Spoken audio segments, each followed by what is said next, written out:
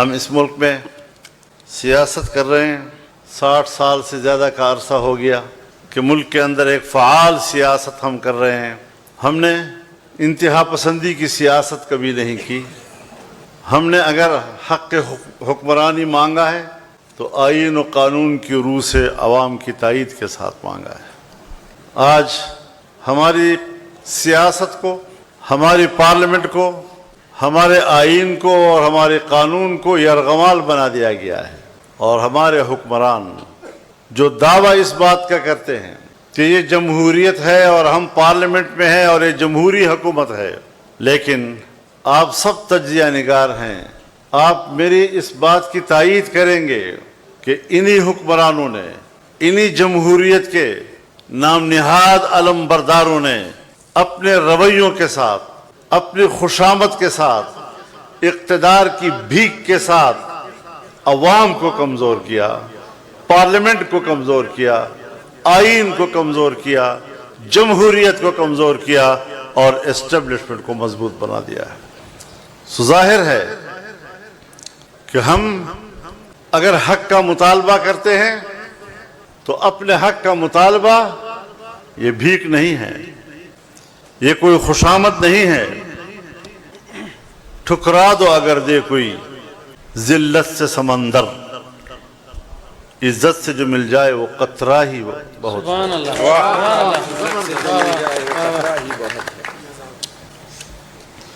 سو میں یہ درد لے کر آیا ہوں آپ کے سامنے، کوئی ایسا اہل دل ہو کہ فسانہ محبت میں اسے سنا کے روؤں، وہ مجھے سنا کے روئے۔ واہ واہ، کیا بات۔ ہم نے ایک لمبی جدوجہد کی ہے، اور جب پی ڈی ایم کا اجلاس ہوا کرتا تھا تو میں ان اکابرین کے سامنے ضرور یہ سوال رکھتا تھا کہ کم از کم میری زندگی میں ہم جنرل ضیاء الحق کے مارشل لاء سے لے کر مسلسل آمریتوں کے خلاف جنگ لڑ رہے ہیں، ذرا اس بات کا تجزیہ تو کریں کہ اس پوری جدوجہد میں جمہوریت طاقتور بنی یا آمرانہ قوت طاقتور بنی ہے؟ اور اگر یہ ایک مسلمہ حقیقت ہے کہ جمہوریت کمزور ہوئی ہے تو پھر ذرا ہمیں غور کرنا چاہیے کہ اس میں سیاستدانوں کا کتنا کردار ہے، ہماری کوتاہیوں کا اس میں کتنا کردار ہے، اس کے اصل ذمہ دار کون ہیں؟ ہر شخص کہتا ہے میں سب سے زیادہ طاقتور ہوں، ہر شخص کہتا ہے میں سب سے زیادہ دولت مند ہو جاؤں، لیکن کبھی دنیا خواہشات کے تابع رہی ہے؟ اللہ تعالیٰ نے بھی انسان کو خواہشات سے بھرا ہے، اور تمام بشری، انسانی، حیوانی، بہیمی خواہشات سے انسان کو بھر دیا ہے، لیکن اس کے باوجود اللہ نے اپنا قانون اتارا ہے اور ہمیں ہدایت کی ہے کہ آپ نے قانون کی پیروی کرنی ہے، اپنے خواہشات کی پیروی نہیں کرنی، اور یہی ضابطہ اور یہی اصول انسانی معاشرے میں اعتدال پیدا کرتا ہے۔ ہم پہلے بھی انتہا پسند نہیں تھے، ہم آج بھی نہیں ہیں۔ انتہا پسند بنانا، شدت پسند بنانا، دہشت گرد بنانا، یہ امریکہ اور مغرب کی خواہش ہے، اور ہماری ریاستیں ان کی اس خواہش کو پورا کرنے میں دلچسپی رکھتی ہیں۔ اس لیے اگر کوئی مذہب کا نام لیتا ہے تو مذہب کے نام لیوا لوگوں کو اشتعال دو، مذہب کے نام لیوا لوگوں کو اشتعال دے کر اسے اسلحے کی طرف راغب کرو، اسے اسلحہ اٹھانے پہ مجبور کرو، اسے پہاڑ پہ چڑھنے پہ مجبور کرو، اسے مورچے میں بیٹھنے پہ مجبور کرو، تاکہ ہم مذہب کا ایک تصویر دنیا کے سامنے پیش کر سکے کہ یہ اسلام ہے، یہ مذہب اسلام ہے، اور یہ اسلام یہ لوگوں کو لڑنا سکھاتا ہے، مارنا سکھاتا ہے، قتل و غارت گری سکھاتا ہے۔ یہ تاثر دنیا کو دینا کہ وہ اسلام سے متنفر ہو جائیں، اور پھر ان ملکوں کی ریاستی قوت کو اس بات پر آمادہ کرنا کہ وہ اپنے ملک کے ان شہریوں کے خلاف طاقت کا استعمال کر کے مذہب کا نیست و نابود کر دے۔ جمعیت علماء اسلام نے یہ فیصلہ کیا کہ نہیں، مذہب ہمارا امن کی بات کرتا ہے، میرا مذہب امن کی بات کرتا ہے، انسانی حقوق کی بات کرتا ہے، جان مال اور عزت و آبرو اور اس سے وابستہ حقوق کی بات کرتا ہے، اور دنیا بھر میں جو قوانین بنتے ہیں وہ اسی انسانی حقوق کے تحفظ کے لیے بنتے ہیں۔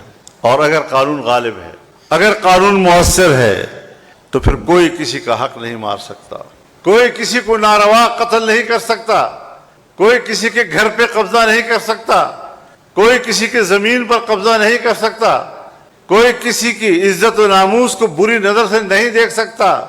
ایک محفوظ معاشرہ جس کے حقوق محفوظ ہو، جن کی عزت محفوظ ہو، ہم نے پاکستان میں یہی روش اختیار کی۔ آج پورے ملک کے تمام مکاتب فکر کے علماء، تمام مکاتب فکر کے دینی مدارس اور وفاق المدارس العربیہ پاکستان فعال ہے، متحرک ہے، اور اس کے ماحول میں تعلیم کا سلسلہ جاری ہے، قرآن و سنت کے علوم جاری ہیں۔ اور آپ آئے ہمارے پاس، آپ آئے، آپ نے ہمارے ساتھ بات چیت کی، آپ نے ہمارے سلیبس پر ہم سے بات چیت کی، اور آپ نے کہا آپ کا سلیبس ٹھیک ہے۔ آپ نے مدارس کے تنظیم اور اس کے نظام پر بات کی، اور آپ نے کہا آپ کے مدارس کا نظام بھی ٹھیک ہے۔ آپ نے ہمارے مدارس کے مالیاتی نظام پر بات کی، اور بالآخر آپ نے یہ تسلیم کر لیا کہ آپ کا مالیاتی نظام بھی ٹھیک ہے۔ یہ 2004 کے دسمبر تک ہم مذاکرات کرتے رہے، اور ان مذاکرات کے نتیجے میں اتفاق رائے ہوا، اور 2005 کے جنوری یا فروری میں دونوں طرف سے اس پر دستخط ہو گئے۔ جب معاہدہ ہو گیا اور آپ نے ہمارے نصاب کو بھی جائز تسلیم کیا، آپ نے ہمارے مدرسے کے نظم و نسق کو بھی جائز تسلیم کیا، آپ نے ہمارے مالیاتی نظام کو بھی جائز تسلیم کیا، پھر اس وقت سے لے کر آج تک مدارس کے رجسٹریشن کیوں نہیں ہو رہی، مدارس کے اکاؤنٹ کیوں بند ہے؟ اس کا معنی یہ ہے کہ آپ مسئلے کا حل نہیں چاہتے۔ آپ کسی طرح چاہتے ہیں کہ مدارس اشتعال میں آئے، سڑکوں پہ آئے، نوجوان کو اشتعال ملے، وہ بندوق کی طرف جائے، اور پھر ریاست بندوق کی طاقت کو طاقت کے ساتھ مارنے کے لیے اس کو کوئی جواز مہیا ہو سکے۔ سو ہم نے آپ کو جواز مہیا نہیں کیا۔ ہم نے اس ملک کو پرامن ملک بنانے کی کوشش کی، تاہم ایک گروہ ضرور ہے جو پہاڑوں میں چلا گیا، جو بندوق لے کر کھڑا ہو گیا، لیکن وہ بندوق اٹھا کر جب افغانستان جا رہا تھا تو آپ نے افغانستان جانے کے لیے اس کا راستہ روکا۔ آپ امریکہ کے اتحادی بھی بنے، آپ نے ہوائی اڈے بھی دیے، فضائیں بھی ان کو دی، یہاں سے جہاز بھی اڑتے ہیں، ان فضاؤں سے گزر کر وہاں پر بمباری بھی کرتے ہیں، اور دوسری طرف اس جنگ میں شریک ہونے کے لیے پاکستانی مجاہد بھی جا رہا ہے، اور تم بھی اس کو تھپکی دے رہے ہو کہ آپ مجاہد ہیں۔ اور پھر انہی حالات میں ان کے ساتھ مصالحت کرنے کے لیے میں نہیں گیا ہوں، ان کے ساتھ مفاہمت کرنے کے لیے میں نے افغانستان کا سفر نہیں کیا، میں نے دو ملکوں کے درمیان معاملات ٹھیک کرنے کے لیے سفر کیا، لیکن طالبان کے ساتھ بات کرنے کے لیے میرے ملک کے ISI کا چیف کیا ہے، اور اس نے وہاں پر ان سے کیا باتیں کی ہیں کچھ مجھے معلوم بھی ہے۔ سو اگر ان دہشت گردوں کو کوئی حوصلہ دلانے کا عمل ہے، وہ بھی آپ کے صفوں میں مل رہا ہے، ہمارے صفوں میں تو وہ ہم سے ناراض ہیں۔ آپ اپنے شہداء کی بات کرتے ہیں، مجھے سکھاتے ہو شہید کس کو کہتے ہیں؟ مجھے سکھاتے ہو شہید کا مقام کیا ہے؟ میں قرآن و سنت کا ایک طالب علم ہوں، میں شہید کے مقام کو جانتا ہوں۔ شہید کیا ہوتا ہے؟ جو شہید اپنے وطن کے لیے قربانی دیتا ہے، اس کی قدر و منزلت کو میں جانتا ہوں۔ آپ مجھے اس کی قدر و منزلت نہ سمجھائیں، میں تمہیں جانتا ہوں کہ تمہارے نظر میں اپنے شہید کی کیا قدر و قیمت ہے۔ کیا بتا سکتے ہو؟ آج تک قوم کو تم نے بتایا کہ کارگل میں آپ کے کتنے جوان شہید ہوئے، اور آپ نے وہاں سے کتنے شہداء کے جنازے وصول کیے ذرا بتاؤ تو صحیح. تم نے اپنے شہداؤں کو ہندوؤں کے سپرد کیا اور وہاں سے ایک بیان آیا کہ ہم نے اسلامی طریقے سے ان کو دفن کر دیا. ان کی تعداد مختلف بتائی جا رہی ہے لیکن ہے سینکڑوں میں. تم اپنے شہداء کے جنازے وصول کرنے کے لیے تیار نہیں ہو. تم نے اپنے جنازے ہندوؤں کے حوالے کیے. کرنل شیر خان اگر ہمیں ملا، ہندوستان کے اصرار کے بعد ہم نے ان کا جنازہ وصول کیا ہے. اپنے شہداء کی توہین، ان کی تذلیل، ان کی تحقیر جو تم لوگوں نے کی ہے، آپ اب اپنے جرائم کو چھپانے کے لیے شہداء کے اوٹ میں چھپنے کی کوشش کرتے ہو. ہم نے کوئی غلط بات نہیں کہی. پاکستان ایک ادارہ جاتی ملک ہے اور پوری دنیا ہے. ادارے متعین ہیں، ان کا دائرہ کار متعین ہے، ان کا دائرہ اختیار متعین ہے. اگر میں نے آپ کو ان کی ذمہ داریوں کی طرف متوجہ کیا ہے، اگر میں نے آپ کو ان کے اپنے دائرہ کار اور اس دائرہ کار کے اندر ان کی صلاحیتوں کی طرف آپ کو متوجہ کیا ہے، تو میں اب بھی کہتا ہوں کہ پالیسی ساز لوگوں، سپاہی نے تو آپ کا حکم ماننا ہے، پالیسی ساز تو آپ بڑے ہیں. میں آپ کی پالیسیوں سے اختلاف کر رہا ہوں، بڑے ادب و احترام کے ساتھ اختلاف کر رہا ہوں، لیکن آپ میرے بیان کی از خود تشریح کر کے جو میری کردار کشی کرنا چاہتے ہیں اور سمجھتے ہیں کہ فضل الرحمان جھک جائے گا، سرنڈر کر جائے گا، یاد رکھو مجھے اپنے ماں باپ نے سرنڈر ہونے کے لیے نہیں جنا ہے. نعرہ تکبیر.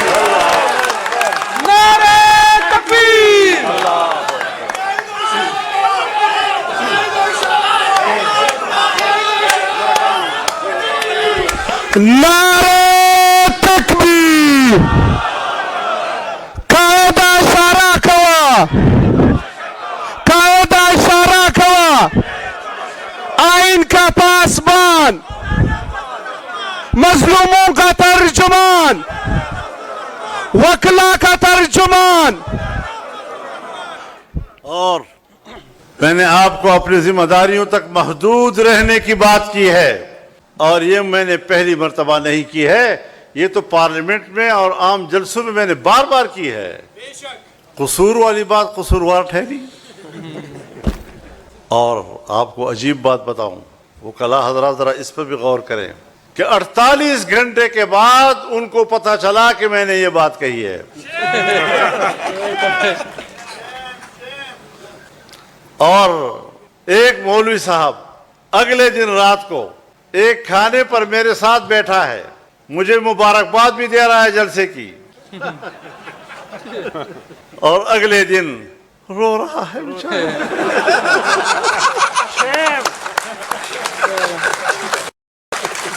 48 گھنٹے کے بعد اس کو پتہ چلا.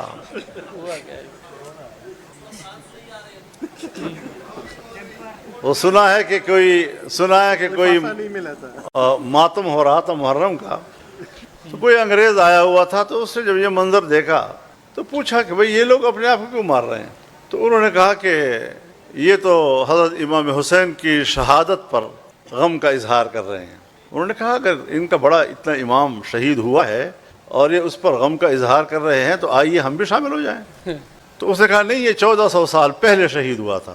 اس نے کہا اچھا، اتنی تاخیر سے ان کو خبر پہنچی.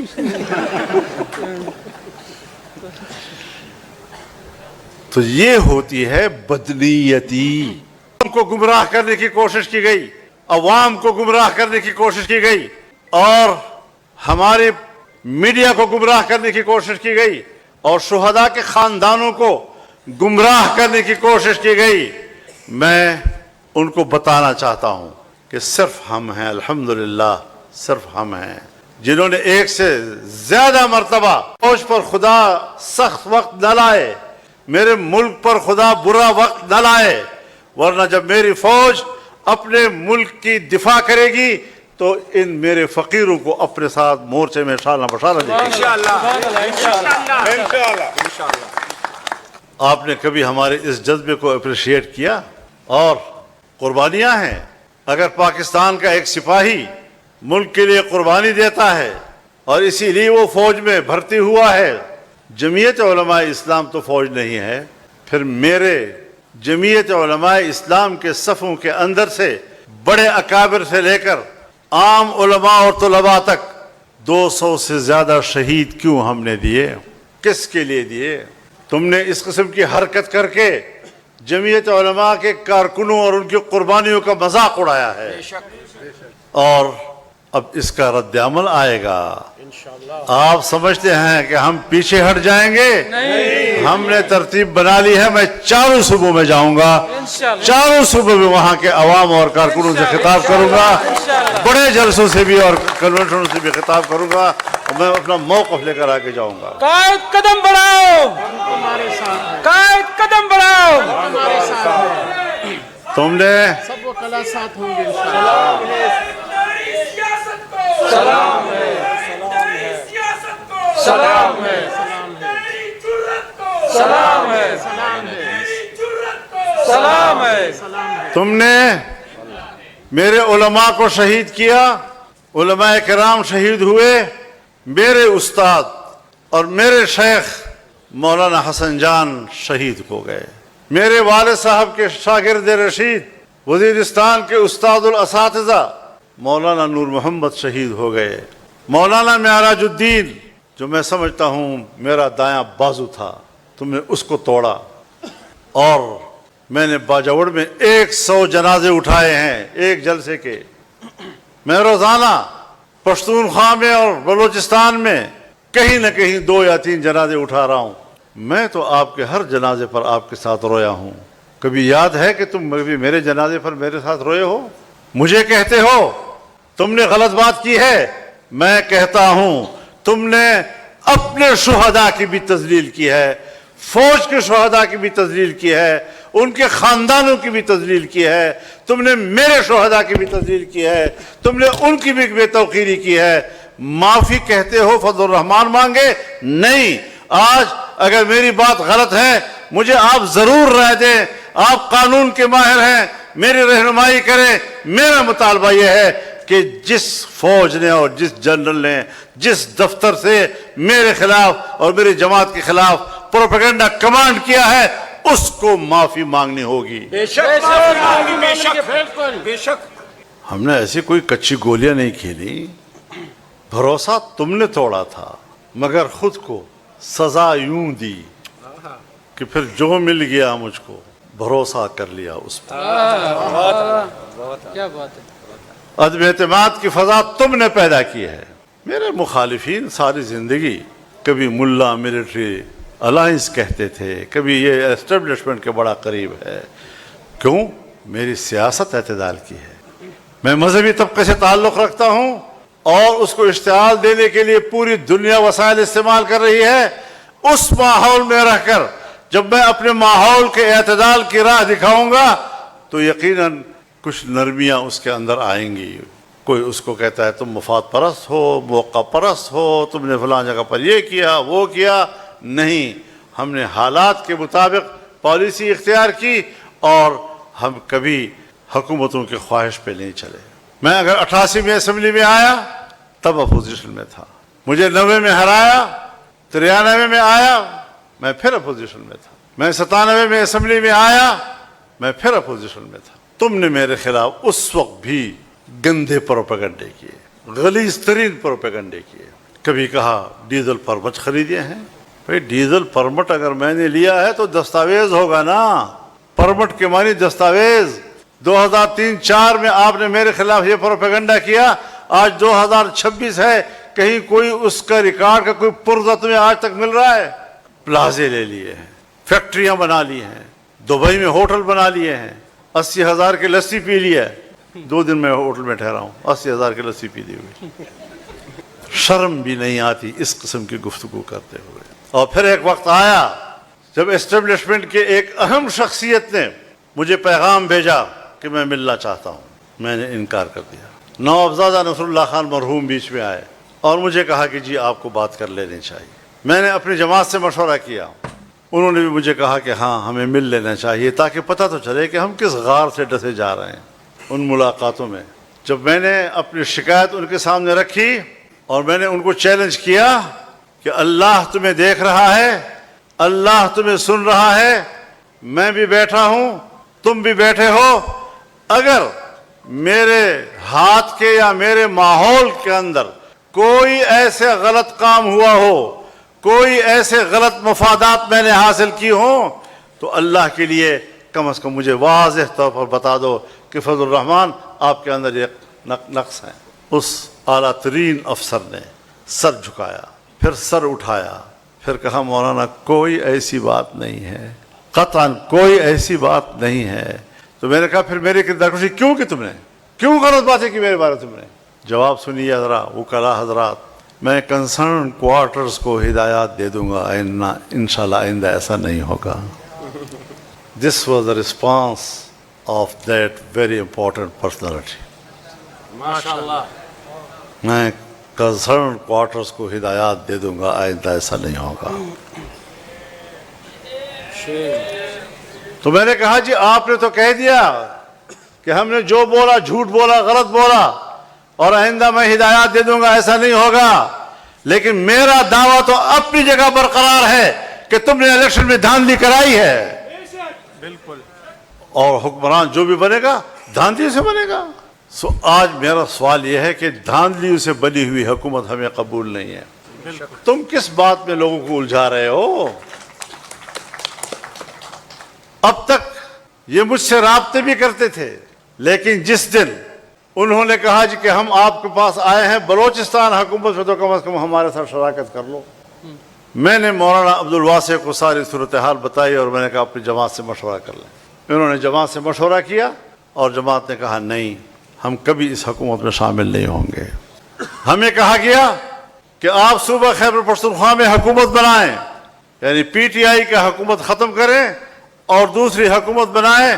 میں نے کہا بنتی نہیں ہے, اپوزیشن کے کل 53 اراکین ہیں, آپ ہمیں مہیا کر کے دیں گے تو ان مہیا کیے گئے ممبروں کے سہارے میں حکومت بناؤں گا, لوٹوں کے ذریعے میں حکومت بناؤں گا. میں اس گھوڑے پر سوار ہونے کے لیے تیار نہیں ہوں کہ جس کے باگیں میرے ہاتھ میں نہ ہوں گی.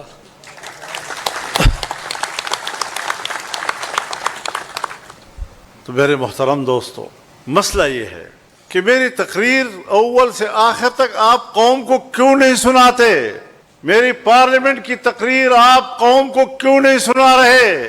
پارلیمنٹ ایک مشترکہ ادارہ ہوتا ہے, حکومت کا ممبر, اپوزیشن کا ممبر, یہ کلی. اب صرف ایوان کے اندر کے لوگ سن رہے ہیں. تو میں نے کہا یہ تو میں نے آپ سے کہا تھا نا کہ آپ ایک ان کیمرہ اجلاس تو بلائیں تاکہ ہم دیکھیں کہ پاکستان کہاں کھڑا ہے. ہندوستان کی سرحد بند ہے, افغانستان کی سرحد بند ہے, چین آپ کے ساتھ کاروبار کرنے کے لیے تیار نہیں ہے. اور جب آپ نے درخواست دی پرسوں ترسوں کہ آپ کی جو پاکستان میں 170 ارب ڈالر کی انویسٹمنٹ تھی اور جو ہم پورا نہیں کر سکے, سو آپ مہربانی کریں اور وہ 170 ارب ڈالر ہمیں معاف کر دیں. چائنا نے مسترد کر دیا آپ کی درخواست کو. تفتان کے علاقہ سینڈک میں ابتدا سے ہی چائنا کام کر رہا ہے, آج اس نے وہاں سے بستر اٹھانے کا فیصلہ کر لیا ہے. تو یہ آپ کے چین کے ساتھ تعلق ہوا. ایران آپ پر کتنا اعتماد کرتا ہے لیکن پھر وہ برے حالات میں ہے. پاکستان کو محصور کر دیا تم. یہ تمہاری پالیسیاں ہیں. آپ انڈیا سے لڑے, ہم نے سب سے پہلے آپ کو سپورٹ کیا ہے. آپ نے امریکہ اور ایران کے درمیان مفاہمت کی بات کی, ہم نے سپورٹ کیا کہ ہم خطے میں امن کے عمل کو ترجیح دیں گے. لیکن ہماری رضامندی کے باوجود آپ آ رہے ہیں اور جا رہے ہیں اور آ رہے ہیں اور جا رہے ہیں اور آ رہے ہیں اور جا رہے ہیں, وہ گلہری کی طرح کہ میری آنیاں جانیاں ویک. اور آج بھی امریکہ ایران پر حملے کر رہا ہے, اب نئے ہرمز کو کنٹرول کرنے کی کوشش کر رہا ہے. تو جب امریکہ نے میرے سپہ سالار کو تھپکایا, you are very good man, very good man, تو اس وقت تک گڈ مین تھا. جب ہمارے جھنڈوں کے نیچے ان کے جہازوں نے ہرمز کو عبور کیا اور یہ فائدہ اٹھانے کے بعد جب ہم گھر واپس آئے تو ایران پر پھر دوبارہ حملے شروع کر دیے. اب آپ کچھ کر دے گی تو نکالیں نا, بتائیں تو صحیح نا. افغانستان کی سرحد آپ کی سرحد بند ہے, ملک محصور ہے, اشیاء کی قلت ہو رہی ہے, اور اب آپ ناراض کس بات پر ہوئے ہیں کہ میں نے کہا کہ ہم لشکر نہیں بنائیں گے. آپ قبیلوں سے کہہ رہے ہیں جگہ جگہ پر کہ تم لشکر بناؤ اور لڑو. ہم نے کہا کہ نہیں, یہ عوام کی ذمہ داری نہیں ہے, اس کے لیے آپ ہیں, آپ ہی بھرتی ہوتے ہیں, پیٹ ہی باندھتے ہیں, لیکن پھر بھی پاکستان کے عوام نے آپ کو اخلاقی طور پر سپورٹ کیا ہے. آپ عوام کو جنگ میں جھونکنا چاہتے ہیں. تو پھر میں بتانا چاہتا ہوں آپ کو, مشرقی پاکستان میں تم نے عوام سے کہا کہ تم لشکر بناؤ, تو البدر بنا, الشمس بنا. اس نے پاکستانی فوج کے شانہ بشانہ لڑائی لڑی. آج بھی وہ دشمنی برقرار ہے یا نہیں عوامی لیگ اور جماعت اسلامی کی؟ بالکل برقرار. آج بھی جماعت اسلامی کے لوگوں کو پھانسیاں نہیں دی گئی. تو تم ہماری قوم کو اور عام آدمی کو اس طرح کی دشمنی میں الجھانا چاہتے ہو. اور میں کیوں لشکر بناؤں؟ میری صوبائی حکومت, میرے اختلاف بھی ہو, وہ آپ سے کہتی ہے کہ ہم خود پولیس کو استعمال کر کے جنگ لڑ سکتے ہیں, فوج سائڈ پہ ہو جائے. تو آپ تو صوبائی حکومت کے طاقت کو استعمال کرنے کے لیے تیار نہیں ہیں, اور آپ عام آدمی کو کہہ رہے ہیں کہ لشکر بناؤ. پہلے صوبائی حکومت کے آفر کو تو قبول کرو. اور نتیجہ یہ نکلا ہے, شاید بلوچستان کے اور سندھ کے دوستوں کو معلوم نہ ہو یا پنجاب کے لوگوں کو معلوم نہ ہو, خیبر پختونخوا کے وہ کلا جانتے ہیں کہ بنو میں کتنی دفعہ چند مہینوں کے اندر اندر چھاونی پہ حملے ہوئے, داخل ہو گئے. ابھی حال ہی میں کتنے تھانوں پہ انہوں نے قبضے کیے, کئی دن تک قابض رہے, اور بالآخر پولیس نے اعلان کر دیا کہ اب ہم آپریشن میں فوج کے ساتھ نہیں لڑیں گے, ہم خود لڑیں گے, اپنے افسروں کا حکم نہیں مانیں گے. لہذا چین آف کمانڈ ٹوٹ چکا ہے, اور میرے بنو کا سپاہی اپنے ڈی پی او کا حکم نہیں مانتا, اپنے ڈی آئی جی کا حکم نہیں مانتا, اپنے آئی جی پی کا حکم نہیں مانتا. اس کے بعد لکی مروت وہاں کے پولیس نے باضابطہ اعلان کر دیا کہ ہم اپنی کمیٹی بنائیں گے, ہم اپنے طور پر لڑیں گے, ہم کوئی فوج کا سہارا لینے کے لیے تیار نہیں, نہ ان کے شانہ بشانہ لڑنے کو تیار ہیں.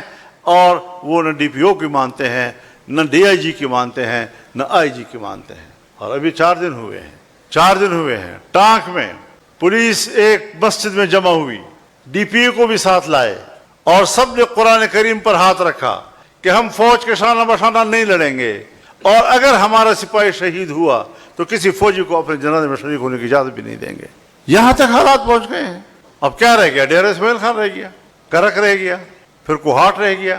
اب اس حالت تک ملک کو کس نے پہنچایا ہے؟ یہ فضل الرحمان نے پہنچایا ہے. تمہارے اپنے فورسز تم پر اعتماد نہیں کر رہے, تمہاری پالیسی سے مایوس ہو چکے ہیں. تو کبھی اپنے گریبان میں بھی جھانکو نا.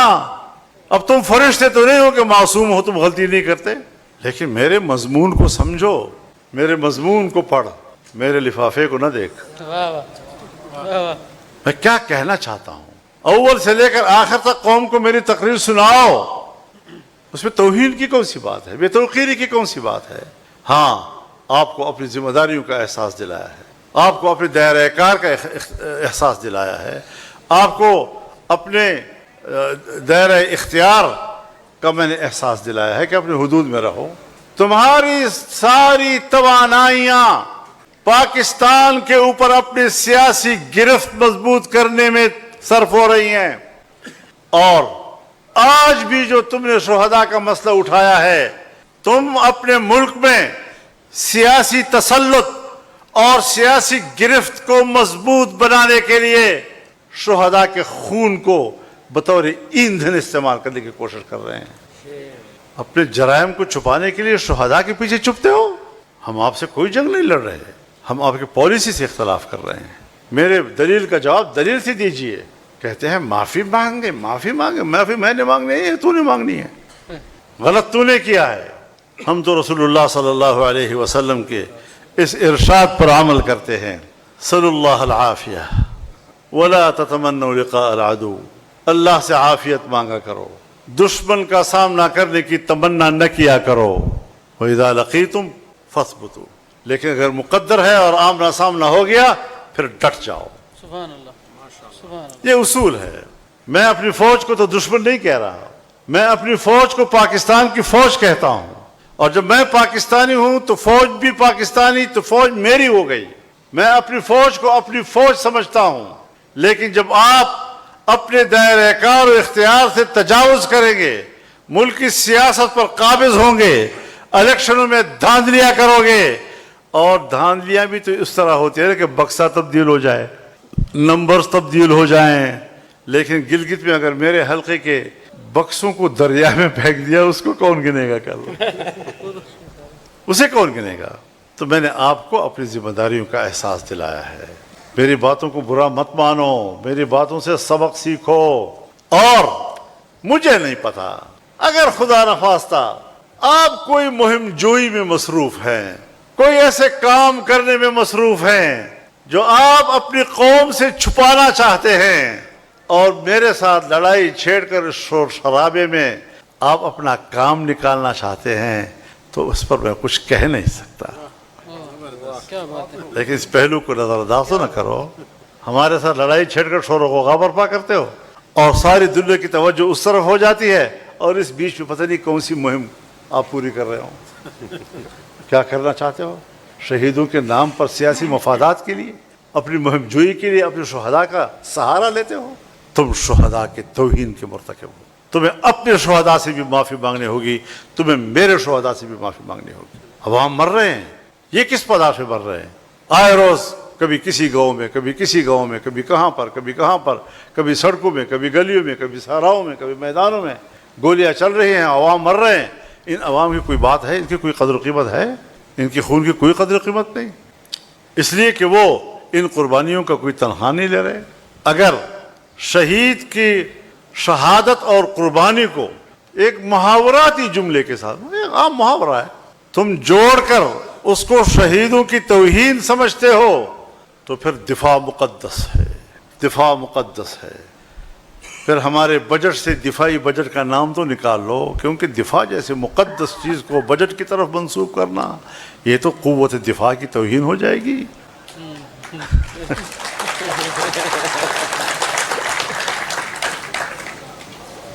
اس کا نام رکھ لو مقدس بجٹ. تو اس قسم کی بچوں والی باتیں کرنا, اور پتہ نہیں کن کن لوگوں سے میرے خلاف بیان دلوائے. جب بولتے تھے تو لگتا تھا چہرہ بھی اس کا مصنوعی بنا ہوا ہے, زبان بھی اس کی مصنوعی ہے, ضمیر اور زبان کے درمیان مطابقت نہیں ہے, اور اس طرح کے پروپیگنڈا کر کے آپ ایک سنجیدہ سیاست کو ملک میں ذلیل کر رہے ہیں. ہم نے ہمیشہ سنجیدہ سیاست کی ہے, ہم نے ملک کے لیے بہت کچھ کیا ہے, ہم نے اس ملک کو مشکلات سے نکالا ہے, ہم نے اس ملک کے نوجوان جو بندوق کی طرف جا رہے تھے ان کو روکا ہے, مدارس کو روکا ہے, مساجد کو روکا ہے, جوانوں کو روکا ہے. اور میں 26 سال سے اس محنت میں ہوں کہ میرا نوجوان وہ مثبت کردار کی طرف جائے. آپ نے ان کے سامنے میری کیا حیثیت کر دی؟ کل جب میں انہیں کہوں گا کہ آپ لوگ ایسا نہ کریں, ایسا نہ کریں, ایسا نہ کریں, ایسا نہ کریں گے, اور وہ مجھے کہیں کہ آپ کے ساتھ کیا ہوا, تو میں برداشت تو کر لیتا ہوں, چلو میں نے برداشت کر لیا. لیکن اگر آپ شہداء کا سہارا لے کر یہ توقع رکھتے ہیں مجھ سے کہ میں اپنا موقف تبدیل کر لوں گا, جب تک تم سیدھے نہیں ہوگے میرا موقف تبدیل نہیں ہو سکتا انشاءاللہ.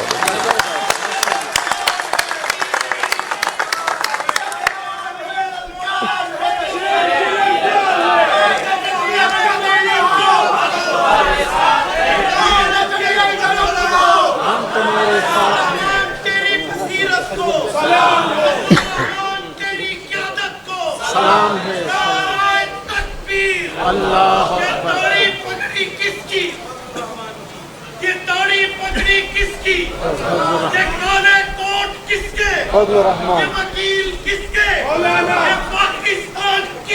مولانا